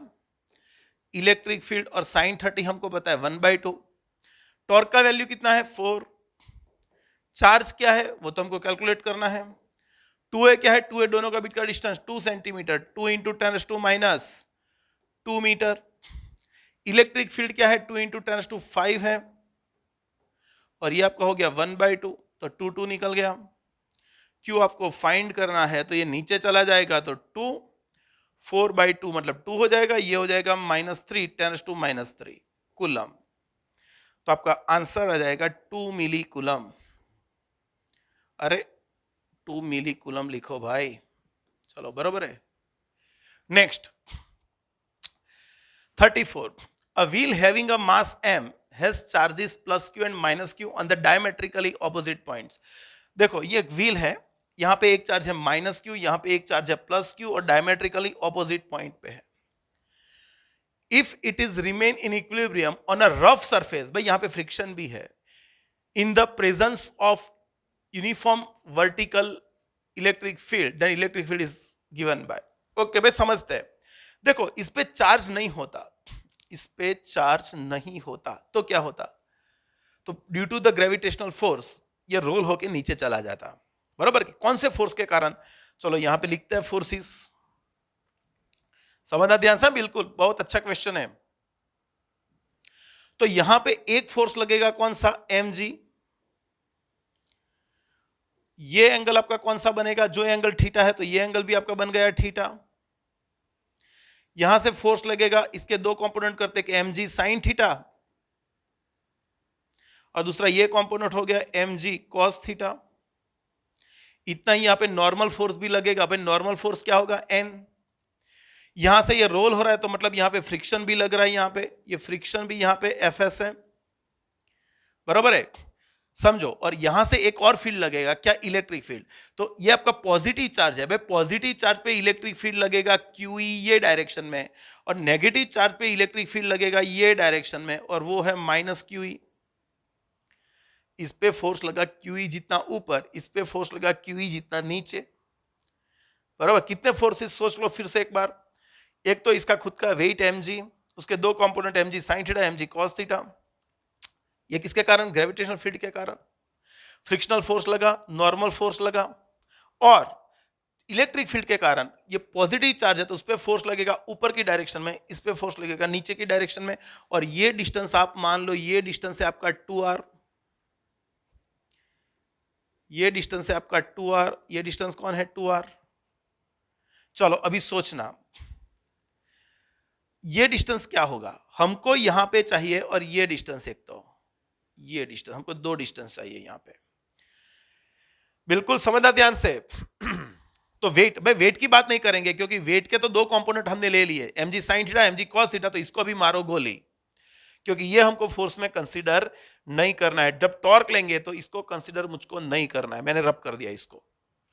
अभी सोचो, यहां पर ये व्हील घूम नहीं रहा है, रोटेट नहीं हो रहा है। भाई रोटेट होगा तो उस पर टॉर्क लगेगा, नहीं हो रहा है तो उसका रिजल्टेंट टॉर्क क्या हो जाएगा? 0। So the moment of all forces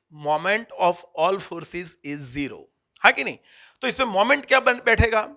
चलो भाई, total torque, sigma total torque is equal to 0 ले लेता हूं। टॉर्क का मैग्नीट्यूड का हमने फॉर्मूला पढ़ा था, क्या फॉर्मूला पढ़ा था? कि भाई torque is equal to force and the perpendicular distance of line of action, perpendicular distance of the line of action of force. तो हमको फोर्स और उसका परपेंडिकुलर डिस्टेंस लेना है कोई रेफरेंस पॉइंट से, लेकिन रेफरेंस पॉइंट लेंगे कहां से? तो आप कहीं पर रेफरेंस पॉइंट सिलेक्ट कर सकते हो, लेकिन हम ऐसा रेफरेंस पॉइंट सिलेक्ट करेंगे कि जो ऑलमोस्ट रेस्ट पे है।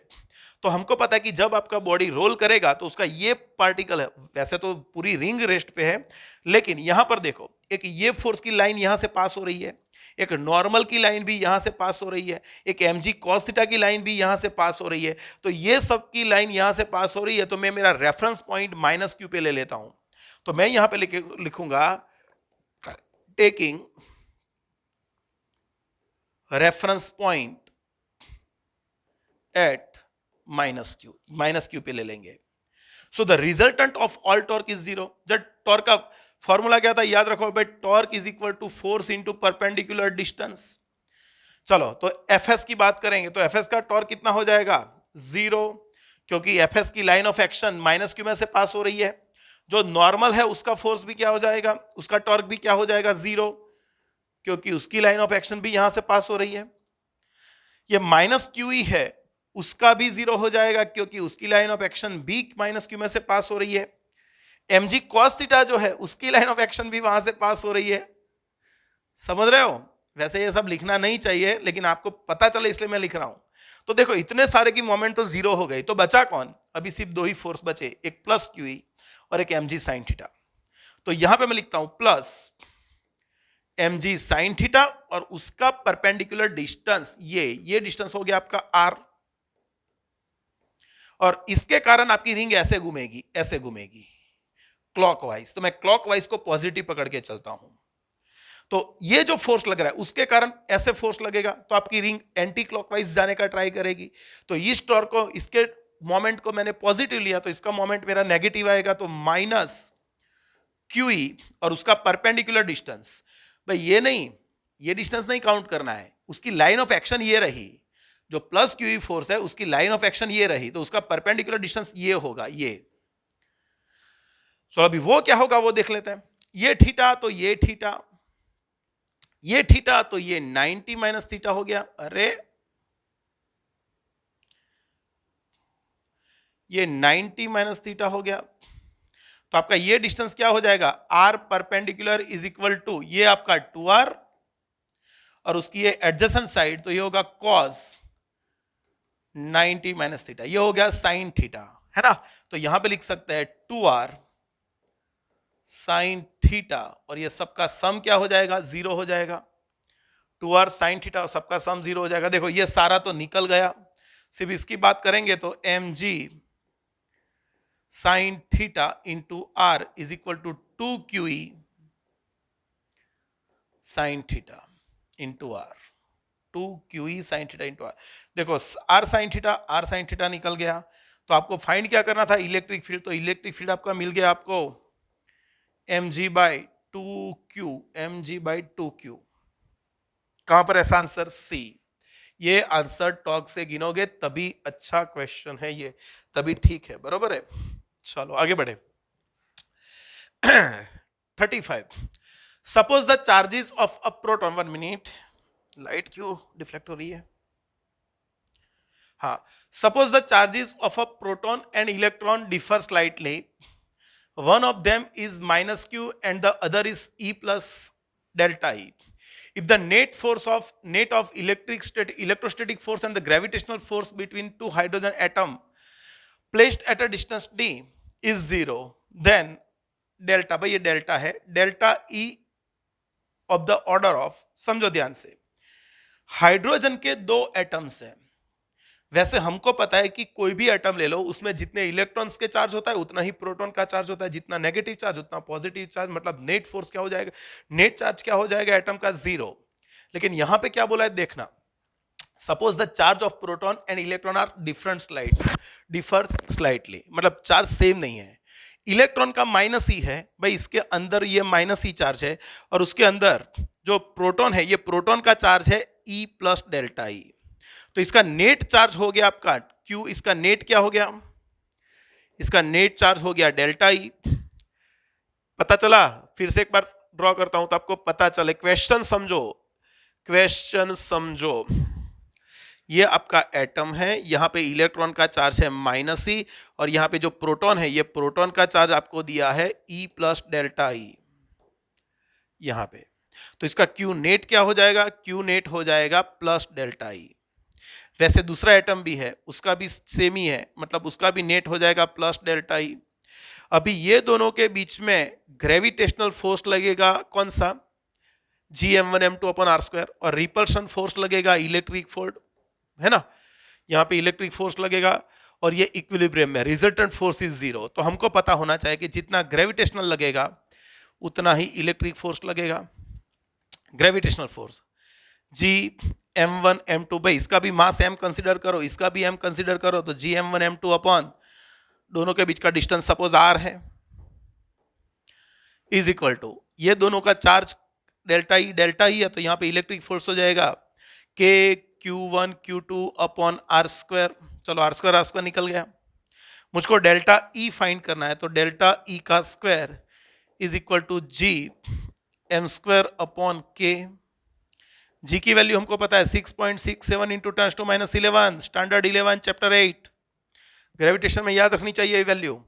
मास हमको दिया है, हाँ भाई मास हाइड्रोजन का हमको दिया है 1.67 इंटू 10⁻27 का स्क्वायर हो जाएगा लेकिन, और ये वैल्यू है आपकी 9 इंटू 10⁹। देखो आपको ऑर्डर पूछा है, मतलब आपको एग्जैक्ट वैल्यू नहीं लानी है, सिर्फ आपको उसके पावर से काम है। तो मैं यहां पे डेल्टा ई का स्क्वायर इज अप्रोक्सीमेटली लिख दूंगा, ये हो गया -54 -54 -11 -63, नहीं -65 और -9 10⁻⁻74 हो जाएगा, और फिर उसका स्क्वायर रूट ले लोगे तो अप्रोक्सीमेटली हो जाएगा 10⁻37 कूलम हो जाएगा। तो हर एक एटम पे इतना नेट चार्ज होगा। क्यों? क्योंकि प्रोटॉन और इलेक्ट्रॉन के चार्जेस इक्वल नहीं है। सेव कर लेते हैं इसको एक बार हर 10 क्वेश्चन पे हम इसको सेव करेंगे। तो क्या है, चला ना जाए।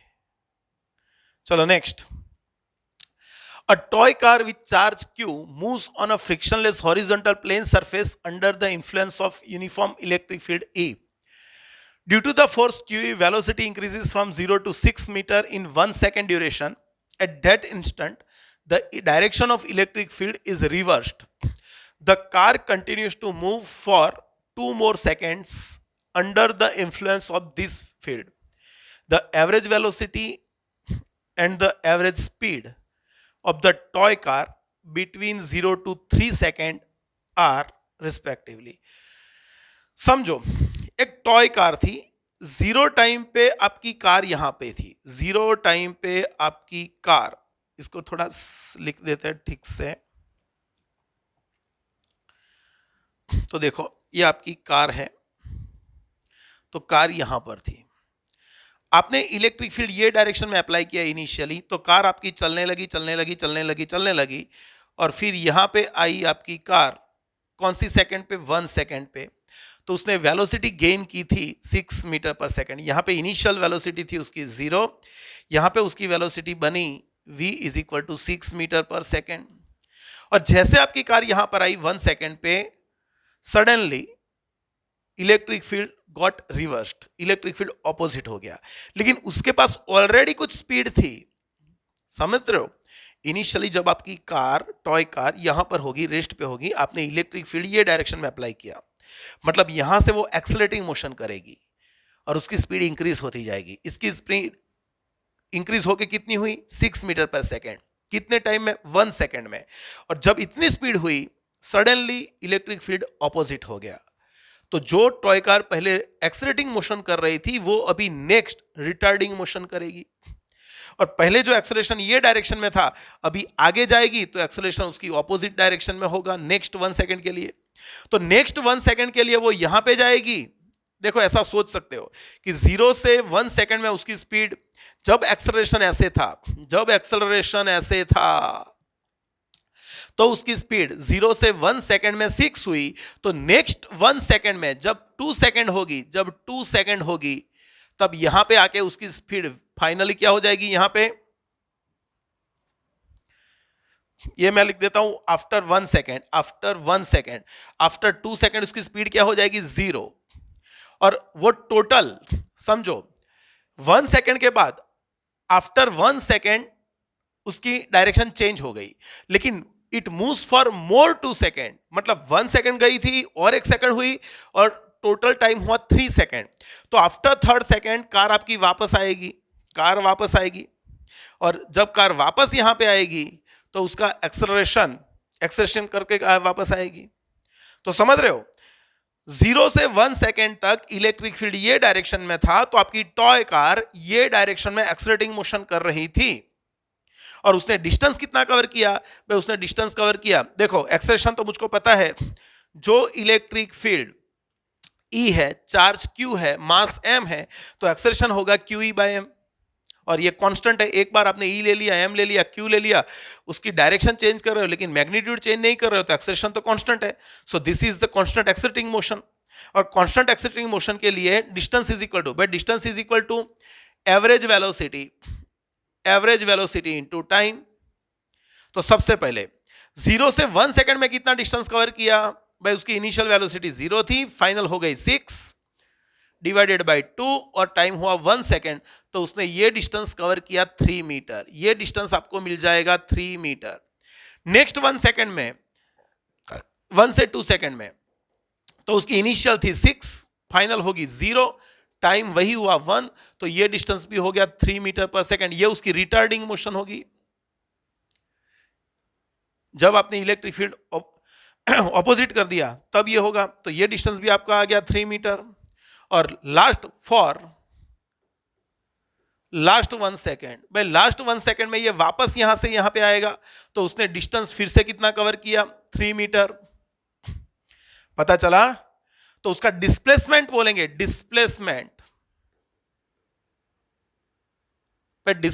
क्या होगा, 3 मीटर और वापस 3 मीटर, मतलब डिस्प्लेसमेंट मतलब क्या, initial final position minus initial, मतलब ये डिस्टेंस माना जाएगा। तो वो तो हुआ आपका 3 मीटर, लेकिन उसने डिस्टेंस कितना कवर किया? तो उसने डिस्टेंस कवर किया 3 मीटर, 3 मीटर और 3 मीटर, टोटल डिस्टेंस किया 9 मीटर डिस्टेंस कवर किया, राइट है। ओके, तो आपको चाहिए उसकी एवरेज वेलोसिटी। भाई वेलोसिटी एवरेज चाहिए तो हमको पता है डिस्प्लेसमेंट अपॉन टाइम। भाई टोटल डिस्प्लेसमेंट क्या हुआ? 3। डिस्प्लेसमेंट तो टोटल कितना हुआ? 3। कितने टाइम में? 3 सेकंड में। तो ये आपका हो गया 1 मीटर पर सेकंड। और उसकी वेलोसिटी, उसका स्पीड पूछा है आपको, एवरेज स्पीड। स्पीड हमको क्या पता है? भाई स्पीड का फॉर्मूला पता है, डिस्टेंस अपॉन टाइम। उसने डिस्टेंस कितना कवर किया? 9 मीटर। कितनी सेकंड में? टोटल 3 सेकंड हुई। तो ये हो जाएगा आपका 3 मीटर पर सेकंड। 3 मीटर पर सेकंड। तो आपका आंसर आ जाएगा डी, 1 मीटर पर सेकंड एंड 3 मीटर पर सेकंड। क्लियर होना चाहिए। 0 पे यहां पे थी, नेक्स्ट 1 सेकंड के लिए इलेक्ट्रिक फील्ड यही डायरेक्शन में, इसीलिए वो एक्साइटिंग मोशन करेगी और यहां पे जाकर उसने वेलोसिटी गेन की 6। जैसे यहां पे वेलोसिटी 6 हुई, इलेक्ट्रिक फील्ड चेंज हो गया ऑपोजिट डायरेक्शन में। मतलब उसके पास वेलोसिटी है लेकिन इलेक्ट्रिक फील्ड चेंज हो गया। तो इलेक्ट्रिक फील्ड के कारण फोर्स ऑपोजिट लगेगा और वेलोसिटी ये डायरेक्शन में, तो वो रिटार्डिंग मोशन करेगी और नेक्स्ट 1 सेकंड में वो रेस्ट पे आएगी और उसके नेक्स्ट 1 सेकंड में वो वापस ऑपोजिट डायरेक्शन में जाएगी एक्साइटिंग मोशन करके। तो फर्स्ट सेकंड में डिस्टेंस कवर किया 0 से 1 में इतना, नेक्स्ट 1 सेकंड में उतना ही आगे, और उसके नेक्स्ट 1 सेकंड में, लास्ट 1 सेकंड में ऑपोजिट डायरेक्शन में किया। मतलब डिस्प्लेसमेंट हो जाएगा सिर्फ 3, लेकिन डिस्टेंस कवर किया टोटल 9 मीटर। तो एवरेज वेलोसिटी चाहिए तो displacement upon time 3/3 1 metre. Distance हमारा कितना है? 9 मीटर है। तो स्पीड चाहिए तो 9/3 3 मीटर पर second. Next, an electron falls from rest through a vertical distance h in a uniform and vertical upward directed electric field E. The direction of electric field is now reversed, keeping its magnitude the same. Okay, the proton is allowed to fall from the rest in through the same vertical distance h. The time of fall of the electron in comparison to the time of fall of the proton. But we know that. चलो, E जितने electric field में Q charge होगा, उसका मास m होगा, तो उसका acceleration होगा QE/m। Q charge को E जितने इलेक्ट्रिक फील्ड में रखेंगे जिसका मास m है, तो उसका इलेक्ट्रिक एक्सेलरेशन होगा QE/m। और मान लो कि जो h डिस्टेंस कवर करेगा, h डिस्टेंस कवर कर रहा है कांस्टेंट एक्साइटिंग मोशन करके, तो उसका टाइम जो t है, तो हमने फॉर्मूला पढ़ा था, d = v0t + 1/2 at²। चलो, डिस्टेंस कितना कवर किया? h। Initially it was at rest 1/2। इसको लिखेंगे QE/m इंटू t²। सो टाइम का फॉर्मूला हमको मिल जाएगा √2mh/QE। ये टाइम का फॉर्मूला मैंने मान लिया। किसके लिए? कोई भी पार्टिकल के लिए। अभी सोचो, यहां पर प्रोटॉन है, इलेक्ट्रॉन है, मतलब दोनों का चार्ज इक्वल है। दोनों का चार्ज क्या है? इक्वल। चार्ज इक्वल, दोनों का सेम। इलेक्ट्रिक फील्ड का मैग्नीट्यूड कैसा है? सेम। दोनों फ्री फॉल भी सेम कर रहे हैं, मतलब T is proportional to √m। जिसका मास ज्यादा होगा वो टाइम ज्यादा लेगा, जिसका मास कम होगा वो टाइम कम लेगा। So the time of fall of electron is very smaller than the mass time of proton. So answer आएगा आपका स्मॉलर। ग्रेटर तो आने से रहा, ग्रेटर तो है ही नहीं। हाँ, इक्वल भी नहीं हो सकता। जिसका मास कम होगा उसका टाइम थोड़ा कम लगेगा उसको। 38. Two parallel infinite line charges with linear charge densities. Okay भाई, ये दोनों चार्ज है, यहाँ पे लाइन है, सपोज मान लो कि ये पॉजिटिव है और उस पे चार्ज है +λ, एंड सेकेंड वन इज -λ, इस पे चार्ज है माइनस, एट डिस्टेंस 2r। भाई दोनों के बीच का डिस्टेंस क्या है? 2r। What is the electric field eight Midway? Midway मतलब क्या हो गया कि ये डिस्टेंस भी आपका r हो गया और ये डिस्टेंस भी आपका r हो गया बिटवीन द टू लाइन। भाई यहाँ पे इलेक्ट्रिक फील्ड गिनना है तो समझो, तो ये पॉजिटिव चार्ज है और इसका इलेक्ट्रिक फील्ड यहां से ये डायरेक्शन में, और ये नेगेटिव चार्ज है, उसका इलेक्ट्रिक फील्ड यहां से उसी डायरेक्शन में। समझ रहे हो? कि नहीं समझ रहे हो? देखो ये पॉजिटिव चार्ज है, पॉजिटिव चार्ज का इलेक्ट्रिक फील्ड जो भी पॉइंट है वहां से अवे की डायरेक्शन में, और नेगेटिव चार्ज का इलेक्ट्रिक फील्ड वहां से इनवर्ड डायरेक्शन में, राइट है? ओके, तो टोटल इलेक्ट्रिक फील्ड यहां पे कंसीडर करोगे तो E plus plus E minus. चलो इसका इलेक्ट्रिक फील्ड यहां पे तो क्या हो गया, lambda upon 2 pi epsilon 0 into 1 upon r, और इसका इलेक्ट्रिक फील्ड ये डायरेक्शन में गिनेंगे तो plus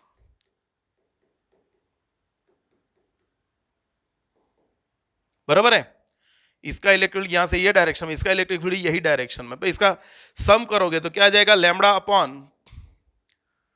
pi epsilon 0 r. Clear हो गया? पक्का?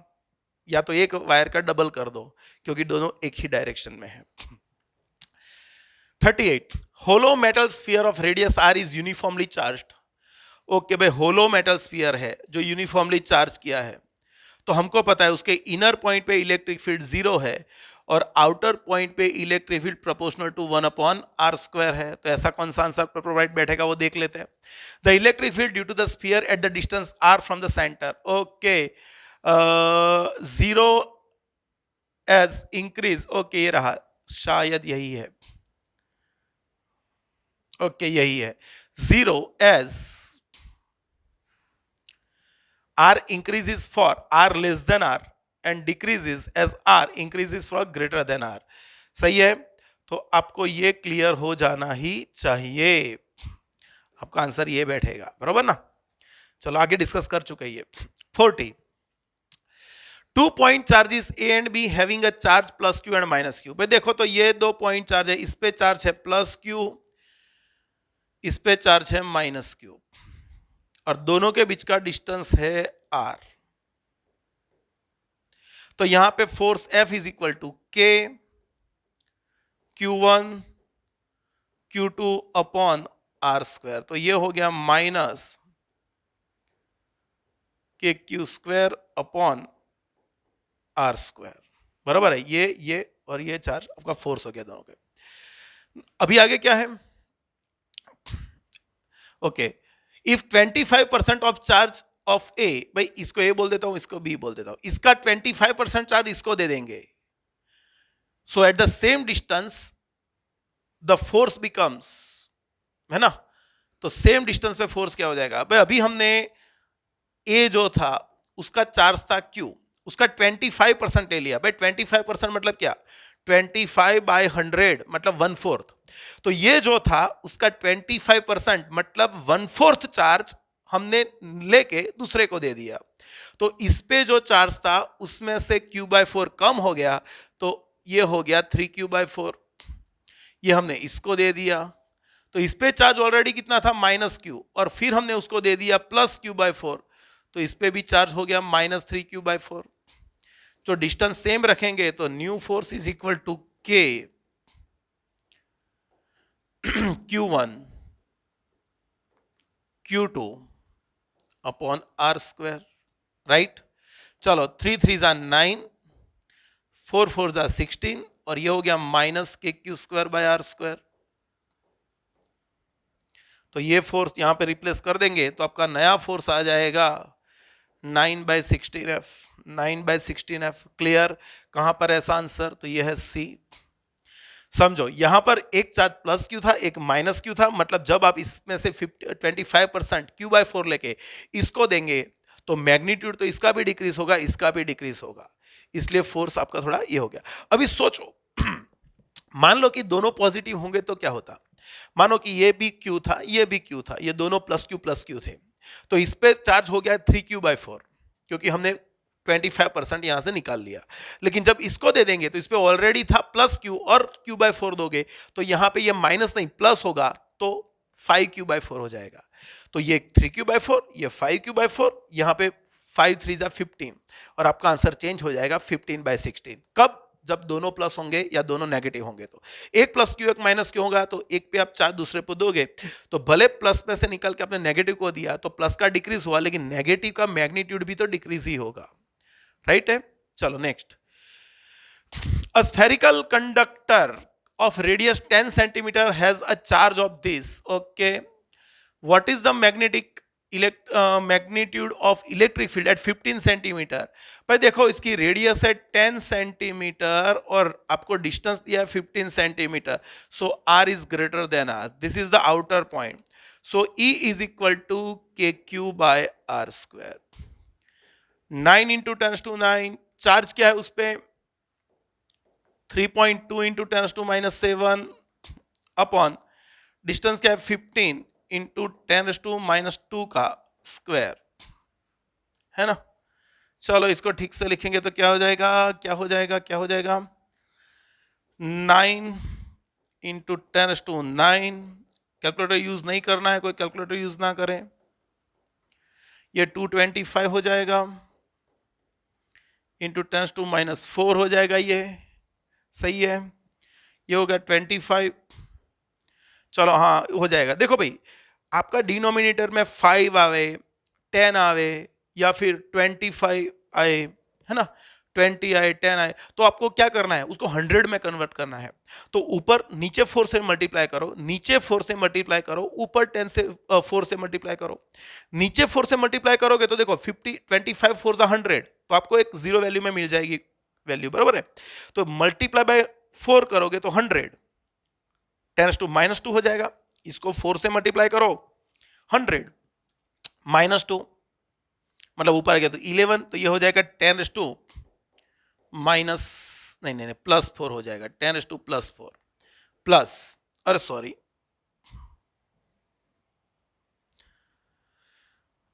देखो ये क्या हो गया 10⁻4 हो जाएगा, ये 4 से मल्टीप्लाई किया तो 100 -2 11 11 - 7 4, और यहां पर भी यहां 4 से मल्टीप्लाई किया तो ऊपर 4 से करना पड़ेगा, 32 4 जा 128, लेकिन एक पॉइंट कवर करेंगे तो ये 12.8 आएगा। अभी एक पॉइंट कवर कर लो तो आपका आंसर हो जाएगा 1.28 इंटू 10⁵ न्यूटन पर कूलम। कहां पर ऐसा आंसर आपका बी में है, right. Next, electric dipole is kept in a uniform electric field as shown in figure, it moves. देखो तो यहां पर